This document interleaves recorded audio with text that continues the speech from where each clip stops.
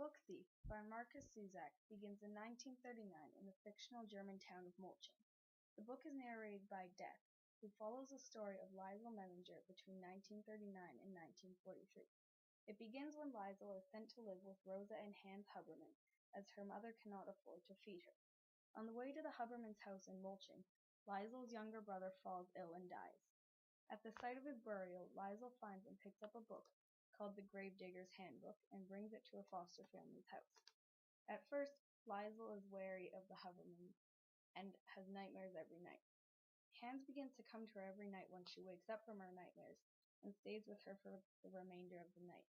Realizing that Liesl is unable to read, he begins midnight lessons with her after she wakes from her nightmares. Through his kindness and accordion playing, Liesl begins to grow attached to Hans and associates him with a feeling of safety. Outside the house, Liesl is immediately welcomed into the group of friends on Himmel Street and quickly becomes best friends with her next-door neighbor, Rudy Steiner. In order to help her new family, Liesl begins to pick up and deliver the washing from wealthier inhabitants of Molchen for her mother.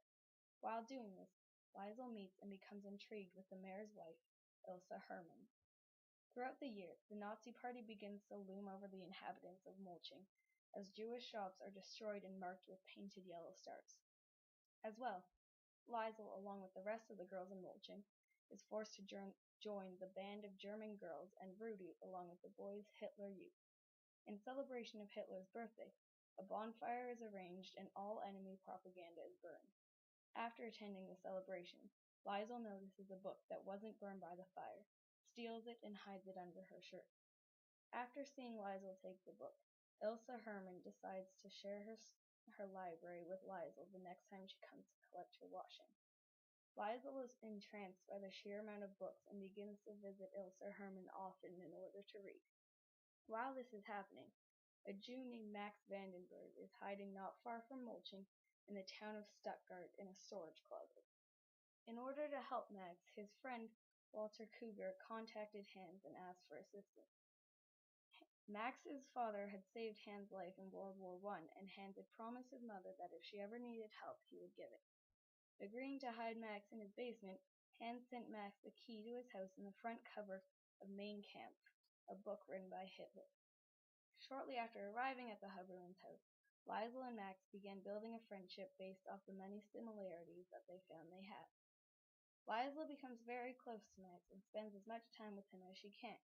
For her birthday, Max painted the pages of Mein Kampf white and wrote a story in it for Liesl called The Standover Man. The story depicted Max's life and told of Liesl's role in it. Times become harder and the people of Molchen begin struggling for money. This forces Rosa Huberman's clients to relieve her from her job of washing their laundry. Starving, Liesl and Rudy join a group of teenagers who steal apples, potatoes, and other things from local farmers. Angry at Ilse Hermann for firing her mother, Liesl took Rudy to the mayor's house and stole a book called The Whistler from her library.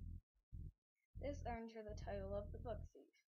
Seeking to steal more books, Liesl and Rudy walked to the mayor's house a couple months later. Upon arriving, they found the Duden Dictionary and Thesaurus waiting for them on the windowsill. Inside the book, Liesl found a letter from Ilse Hermann telling her that she knows Liesl has been stealing books from her and that she is welcome to come in through the front door instead of the window. Soon after, the air raids begin. Liesl and her family take shelter in another family's basement along with many others. Liesl reads The Whistler and calms everyone in the shelter. A few days later, the soldiers begin parading a group of Jews through the streets of Molchen. Sensing that they were close to death, Hans Huberman attempted to help one, which resulted in both him and the Jew being whipped mercilessly.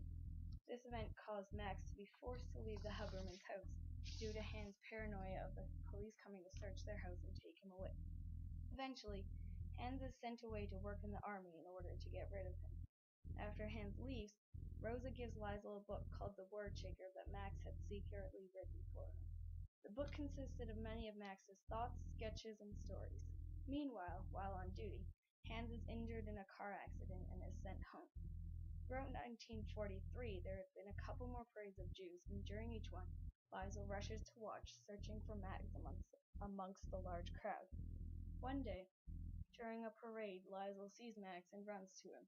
She is thrown to the ground by a soldier, but stands back up and went to him again.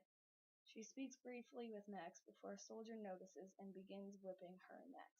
The parade continues and Rudy runs in to hold Liesl back from going after Max again. Later that day, Liesl confides in Rudy about Max and how she had hidden him in her basement. A couple days after the parade, Ilse Hermann arrives at Liesl's house and gives her a journal to write in. In October 1943, an air raid occurred while everyone was sleeping. The sirens were too late, and by the time they had started, everyone was already dead. The bombs had been dropped on Himmel Street.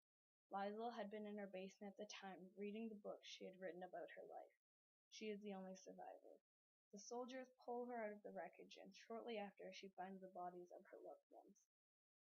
Once the soldiers had taken Liesl away, Death found her book and began to read it. Ilse Hermann and the mayor take Liesl from the police station and bring her to their house.